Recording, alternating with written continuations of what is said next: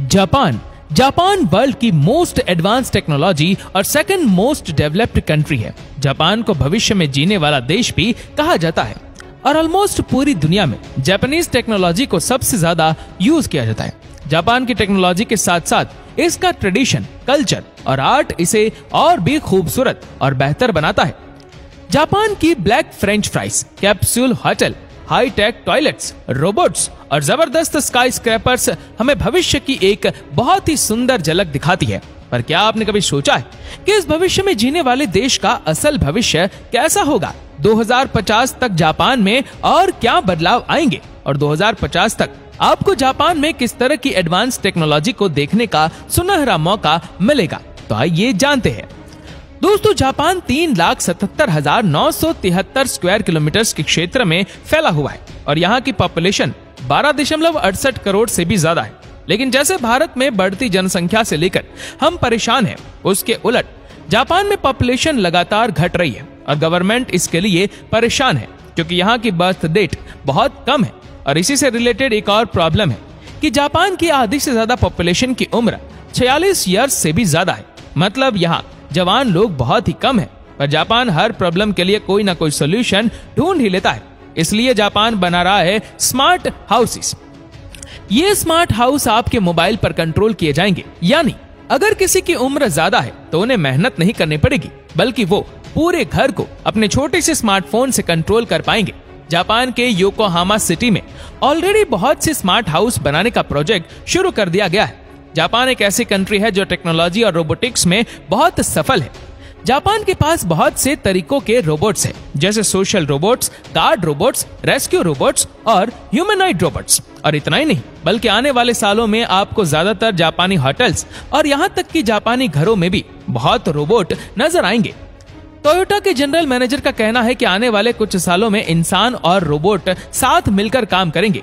Japan का plan ये है कि 2020 के होने वाले ओलंपिक में असिस्टेंट सिर्फ इंसान ही नहीं बल्कि रोबोट्स भी होंगे जो गेस्ट को उनकी सीट बताएंगे और फूड भी सर्व करेंगे। जापान का पहला ह्यूमनॉइड रोबोट साल 1928 में ही बना दिया गया था। इससे आप अंदाजा लगा ही सकते हैं कि जापान हमसे टेक्नोलॉजी में कितना आगे है।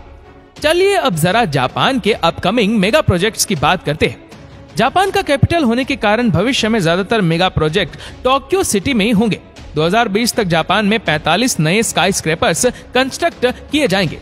टोक्यो सिटी में दुनिया की सबसे पहली 70 स्टोरी वुडन स्काई स्क्रैपर बनाई जाएंगी और इसकी कीमत $5.6 बिलियन होगी।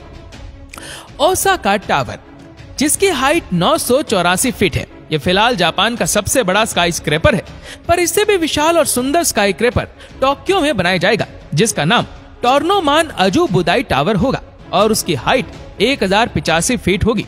इसे बनाना यानी शहर में एक और शहर बनाने के बराबर होगा, क्योंकि इस विशाल स्काई स्क्रैपर में 3500 रेसिडेंट्स के साथ साथ जिम, स्कूल, शॉप्स और यहाँ तक कि म्यूजियम भी होगा।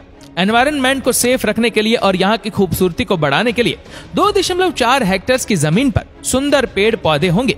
इस स्काई स्क्रैपर को साल 2023 तक बना दिया जाएगा और बनने के बाद ये जापान का सबसे बड़ा स्काई स्क्रैपर होगा। एक्ससीड 4000। टोक्यो में एक ऐसी बिल्डिंग बनाने की प्लानिंग हो रही है जो 4000 मीटर लंबी होंगी। जी हाँ, आपने सही सुना।